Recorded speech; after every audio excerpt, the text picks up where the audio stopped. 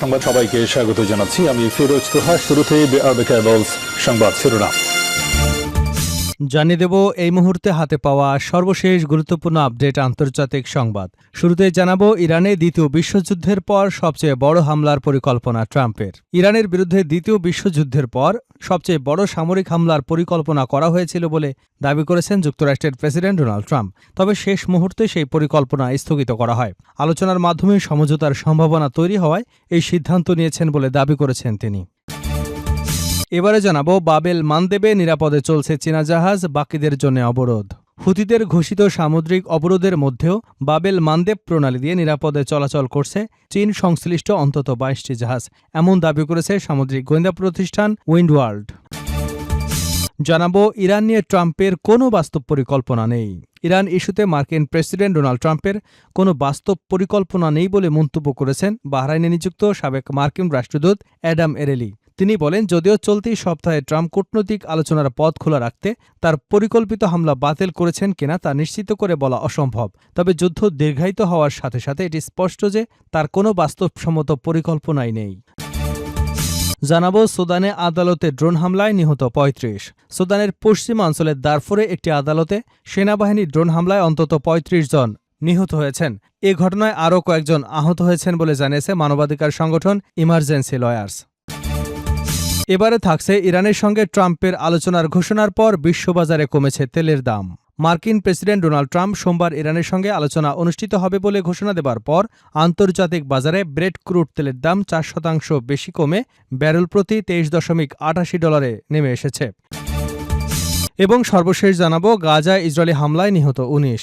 মার্কিন president Donald ট্রাম্পের ঘোষিত গাজা শান্তি পরিকল্পনা সত্ত্বেও উপত্যকাটিতে বিমান হামলা চালিয়ে অন্তত ১৯ জন ফিলিস্তিনিকে হত্যা করেছে ইসরায়েলি বাহিনী। সাম্প্রতিক সপ্তাহগুলোর মধ্যে রোববার ভোর থেকে চালানো এসব হামলায় একদিনে সর্বোচ্চ প্রাণহানির ঘটনা ঘটেছে বলে ফিলিস্তিনি স্বাস্থ্য কর্মকর্তারা নিশ্চিত করেছেন। এতক্ষণ শুনছিলেন সংবাদ শিরোনাম, এবার থাকছে পুরো সংবাদ। দর্শক, অনুরোধ থাকবে ভিডিওতে একটি লাইক দিন, কমেন্টস করে জানিয়ে দিন এই ভিডিও সম্পর্কে আপনার মূল্যবান মতামত। ইরানের দ্বিতীয় বিশ্বযুদ্ধের পর সবচেয়ে বড় হামলার পরিকল্পনা ট্রাম্পের। ইরানের বিরুদ্ধে দ্বিতীয় বিশ্বযুদ্ধের পর সবচেয়ে বড় সামরিক হামলার পরিকল্পনা করা হয়েছিল বলে দাবি করেছেন যুক্তরাষ্ট্রের প্রেসিডেন্ট ডোনাল্ড ট্রাম্প। তবে শেষ মুহূর্তে তিনি সেই পরিকল্পনা স্থগিত করেন। আলোচনার মাধ্যমে সমঝোতার সম্ভাবনা তৈরি হওয়ায় এই সিদ্ধান্ত নিয়েছেন বলে দাবি করেছেন তিনি। রোববার এয়ারফোর্স ওয়ানে সাংবাদিকদের সঙ্গে আলাপকালে ট্রাম্প বলেন, ইরানের সঙ্গে নতুন করে আলোচনা সোমবার বিকেল থেকেই শুরু হবার কথা। তিনি বলেন, আমরা যখন চাই তখনই অভিযান চালাতে প্রস্তুত, কিন্তু আমি মানুষ হত্যা করতে চাই না। ট্রাম্পের দাবি যুক্তরাষ্ট্র হামলা চালানোর জন্য পুরোপুরি প্রস্তুত ছিল, ইরানও সম্ভাব্য হামলার পরিধি সম্পর্কে অবগত ছিল। তিনি আরও বলেন, সৌদি আরবের যুবরাজ মোহাম্মদ বিন সালমান, সংযুক্ত আরব আমিরাত, কাতার সহ মধ্যপ্রাচ্যের কয়েকটি মিত্র দেশে হামলা থেকে বিরত থাকার আহ্বান জানিয়েছিল। তাদের বিশ্বাস ছিল আলোচনার মাধ্যমে সমাধানের সুযোগ রয়েছে। এর আগে ট্রুথ সোশ্যালে দেওয়া এক পোস্টে ট্রাম্প বলেন, সম্ভাব্য একটি সমঝোতার কাঠামো তৈরি হওয়ায় হামলা আপাতত স্থগিত রাখা হয়েছে। তবে সোমবার আলোচনায় কারা অংশ নেবেন বা কোথায় অনুষ্ঠিত হবে সে বিষয়ে এখনও কোনো তথ্য দেননি ট্রাম্প। তিনি দাবি করেছেন, হরমুজ প্রণালী ও ইরানি পারমাণবিক কর্মসূচি দুই ইস্যুতে সমঝোতার সম্ভাবনা রয়েছে। ট্রাম্পের দাবি প্রত্যাখ্যান করেছেন ইরানের আধা সরকারি বার্তা সংস্থা মেহের নিউজ।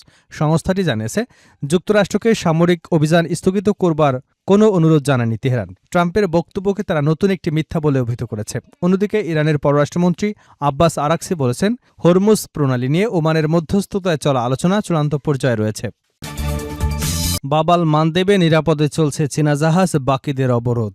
হুতিদের ঘোষিত সামুদ্রিক অবরোধের মধ্যে বাবাল মানদেব প্রণালী দিয়ে নিরাপদে চলাচল করছে চীন সংশ্লিষ্ট অন্তত ২২টি জাহাজ, এমন দাবি করেছে সামুদ্রিক গোয়েন্দা প্রতিষ্ঠান উইন্ডওয়ার্ল্ড। প্রতিষ্ঠানটির তথ্য অনুযায়ী গত ২০ জুলাই থেকে ২রা আগস্ট পর্যন্ত বাবেল মানদেব প্রণালী পাড়ি দিয়ে এসব জাহাজ সৌদি আরবের বিভিন্ন বন্দরে পৌঁছেছে। এ সময় একটি জাহাজেও কোনো হামলার ঘটনা ঘটেনি, অথচ একই সময় হুতিরা 4টি সৌদি তেলবাহী ট্যাঙ্কারে হামলা চালিয়েছে। উইন্ডওয়ার্ল্ডের দাবি, এ থেকে বোঝা যাচ্ছে চীন সংশ্লিষ্ট জাহাজগুলোর জন্য কার্যত আলাদা ধরনের নিরাপদ চলাচলের সুযোগ তৈরি হয়েছে। প্রতিষ্ঠানটি আরও জানায়, হরমুজ প্রণালীতেও একই ধরনের চিত্র দেখা গেছে। তাদের তথ্য অনুযায়ী হংকংয়ের পতাকাবাহী একটি প্রায় ৩৩৩ মিটার দীর্ঘ অতি বৃহৎ তেলবাহী জাহাজ ৩০ থেকে ৩১ জুলাই হরমুজ প্রণালী অতিক্রম করে। জাহাজটি পুরো সময় তার স্বয়ংক্রিয় শনাক্তকরণ ব্যবস্থা চালু রেখেছিল এবং গন্তব্যের তথ্য হিসেবে চাইনিজ ক্রু ওয়ানার সম্প্রচার করেছিল। জাহাজটি ইরাকের আল বসরা অয়েল টার্মিনাল থেকে প্রায় 21,40,000 ব্যারেল অপরিশোধিত তেল নিয়ে সিঙ্গাপুরের উদ্দেশ্যে যাত্রা করে। তবে উইন্ডওয়ার্ল্ডের এই পর্যবেক্ষণের বিষয়ে চীন, হুতি বা সংশ্লিষ্ট কোনো পক্ষই আনুষ্ঠানিকভাবে কোনো মন্তব্য করেনি। ইরান নিয়ে ট্রাম্পের কোনো বাস্তব পরিকল্পনা নেই, সাবেক মার্কিন রাষ্ট্রদূত। ইরান ইস্যুতে মার্কিন প্রেসিডেন্ট ডোনাল্ড ট্রাম্পের কোনো বাস্তব পরিকল্পনা নেই বলে মন্তব্য করেছেন বাহরাইনে নিযুক্ত সাবেক মার্কিন রাষ্ট্রদূত অ্যাডাম এরলি। তিনি বলেন, যদিও চলতি সপ্তাহে ট্রাম্প কূটনৈতিক আলোচনার পথ খোলা রাখতে তার পরিকল্পিত হামলা বাতিল করেছেন কিনা তা নিশ্চিত করে বলা অসম্ভব। তবে যুদ্ধ দীর্ঘায়িত হওয়ার সাথে সাথে এটি স্পষ্ট যে তার কোনো বাস্তবসম্মত পরিকল্পনা নেই। আল জাজিরাকে দেওয়া এক সাক্ষাৎকারে এরেলি বলেন, ট্রাম্প প্রশাসন নিজেদের তৈরি করা অন্ধগলি বা গোলকধাঁধা থেকে সবচেয়ে দ্রুত এবং কম খরচে বেরিয়ে আসার উপায় খুঁজছেন। পুরো যুদ্ধ জুড়ে ট্রাম্পের আচরণে একটি নির্দিষ্ট ধরনের পুনরাবৃত্তি বা ধাঁচ লক্ষ্য করা গেছে বলে সাবেক এই রাষ্ট্রদূত উল্লেখ করেন। প্রথমত, ট্রাম্প নিজেকে বোঝান যে যুক্তরাষ্ট্র যদি ইরানের উপর আক্রমণ ভারী হামলা চালিয়ে যায় তবে এটি ইসলামী প্রজাতন্ত্রটিকে একটি চুক্তিতে আসতে বাধ্য করবে। এরপর কয়েকটি উপসাগরীয় দেশের নেতারা তাকে ফোন করে এই হামলা না চালাতে অনুরোধ করেন, কারণ ইরানের পাল্টা জবাবের শিকার হতে হবে তাদেরই, বলেন এরলি। তখন ট্রাম্প এক ধাপ পিছিয়ে এসে বলেন যে যুক্তরাষ্ট্র কূটনীতিকে আরও একটি সুযোগ দেবে, তবে ইরান চুক্তি প্রত্যাখ্যান করলে হামলা চালানোর জন্য প্রস্তুত থাকার হুঁশিয়ারও বহাল রাখেন।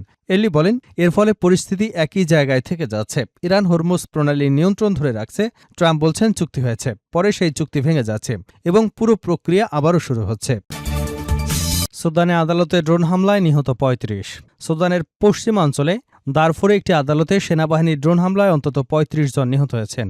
এই ঘটনায় আরও কয়েকজন আহত হয়েছেন বলে জানিয়েছে মানবাধিকার সংগঠন ইমার্জেন্সি লয়ার্স। খবর আল জাজিরার। সংগঠনটি জানায়, রোববার উত্তর দারফুরের গারা আল জাওয়া গ্রামে একটি স্থানীয় আদালতে এই হামলা চালানো হয়। হামলার সময় সেখানে স্থানীয় বিরোধ এবং মামলার শুনানি চলছিল।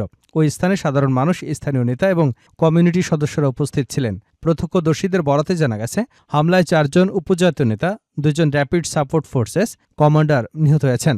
হামলায় আদালত ভবনটিও ক্ষতিগ্রস্ত হয়েছে। পুরো আল জাওয়া গ্রামটি বর্তমানে সুদানের আধা সামরিক বাহিনী RSF এর নিয়ন্ত্রণে রয়েছে। তবে হামলার বিষয়ে সুদানের সেনাবাহিনীর পক্ষ থেকে তাৎক্ষণিক কোনো মন্তব্য পাওয়া যায়নি। 2023 সালের এপ্রিল থেকে সুদানের সেনাবাহিনী এবং RSF এর মধ্যে ভয়াবহ সংঘর্ষ চলছে। সেনাপ্রধান আবদেলে ফাতা আল বুরহান এবং RSF প্রধান মোহাম্মদ হামদান দাগালো সমর্থকদের মধ্যে এই যুদ্ধে এ পর্যন্ত কয়েক হাজার মানুষ নিহত হয়েছেন, লাখো লাখো মানুষ বাস্তুচ্যুত হয়েছেন। দীর্ঘদিন ধরে সংঘাতপ্রবণ এলাকা হিসেবে পরিচিত দারফুর অঞ্চল গত বছর RFL এর ফাঁসের শহর দখলের পর অঞ্চলটিতে বড় ধরনের অংশে নিজেদের নিয়ন্ত্রণ প্রতিষ্ঠা করে। জাতিসংঘের তদন্তকারীরা জানিয়েছেন, এল ফাঁসের সংগঠিত সহিংসতায় গণহত্যার বৈশিষ্ট্য দেখা গেছে। সুদানে চলমান যুদ্ধ উভয় পক্ষই ড্রোন ব্যবহার বাড়িয়েছে। জাতিসংঘের তথ্য অনুযায়ী চলতি বছরের প্রথম 5 মাসে ড্রোন হামলায় 1000-এরও বেশি বেসামরিক মানুষ নিহত হয়েছেন। জাতিসংঘের সুদান এই সংঘাতকে বিশ্বের অন্যতম বড় মানবিক সংকট হিসেবে বর্ণনা করেছেন।